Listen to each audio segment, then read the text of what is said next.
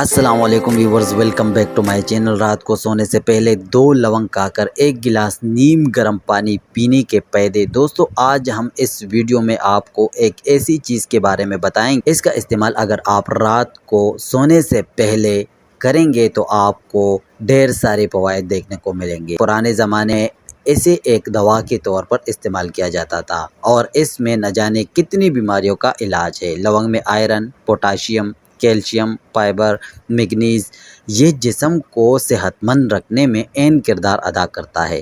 رات کو سونے سے پہلے 2 لونگ چبا کر کھا لینے ہیں اور اوپر سے نیم گرم پانی پی لینا ہے۔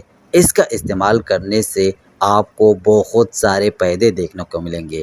اس کے فائدے کیا ہے؟